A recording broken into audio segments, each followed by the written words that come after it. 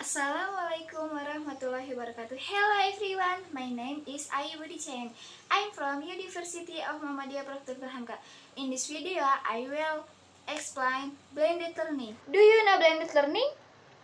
Blended learning is essentially a combination of facilitated and virtual learning separately.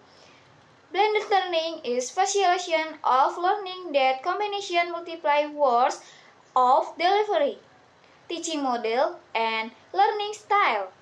Introduction multiply media, opinions, dialogue between facilitator and people who are being taught.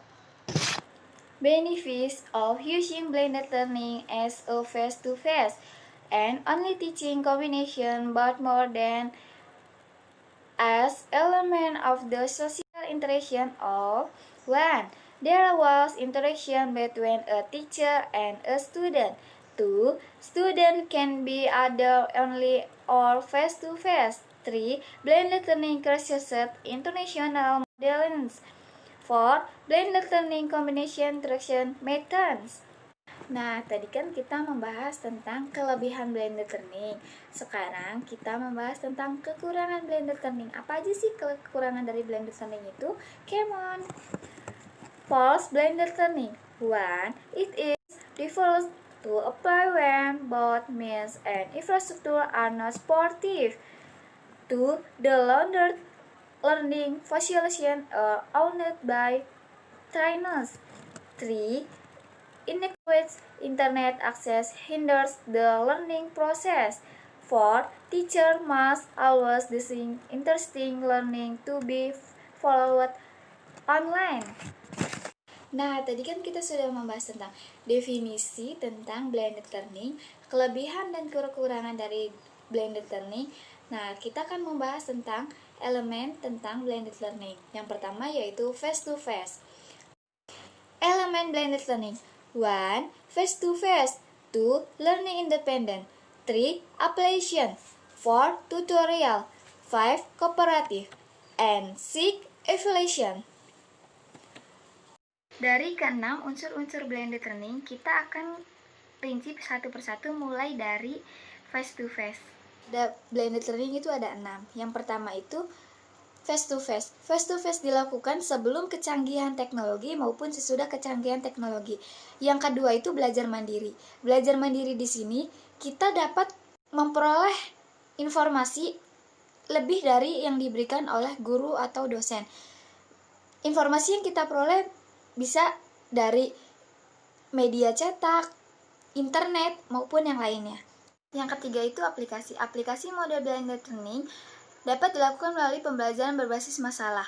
Peserta didik akan diajak aktif untuk mendefinisikan masalah, menyelesaikan sebuah masalah, dan menentukan jawaban dari permasalahan tersebut.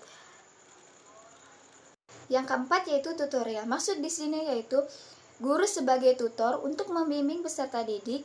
Peserta didik diharapkan untuk menyampaikan sebuah masalah yang dihadapinya untuk mencapai penyelesaian masalah tersebut. Nah, yang kelima itu kerjasama. Kerjasama di sini yaitu diharapkan baik dari guru dan peserta didiknya dapat berkolaborasi untuk menyelesaikan sebuah masalah dan dapat menerapkan blended learning. Bentuk kerjasama blended learning ini tentu berbeda dengan pembelajaran tatap muka. Di sini yaitu peserta didik itu di bawah pemantauan seorang guru. Nah, yang keenam evaluasi. Evaluasi dalam blended learning didasarkan pada proses dan hasil yang didapat dilakukan dari guru maupun peserta didiknya. Penilaian yang dilakukan yaitu melalui portofolio.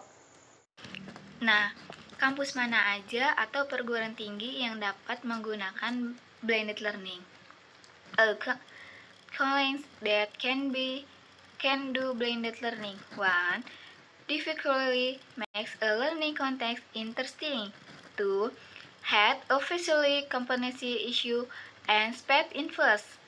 3. Student with limit times. 4. Teaching literary and student literary is quite good. 5. Good student and teacher have reliable internet connects. 6.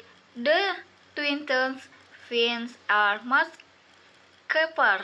Sekian dari saya, kurang lebihnya mohon maaf apabila ada kesalahan kata, baik menggunakan bahasa Inggris maupun bahasa Indonesia. Saya mohon maaf.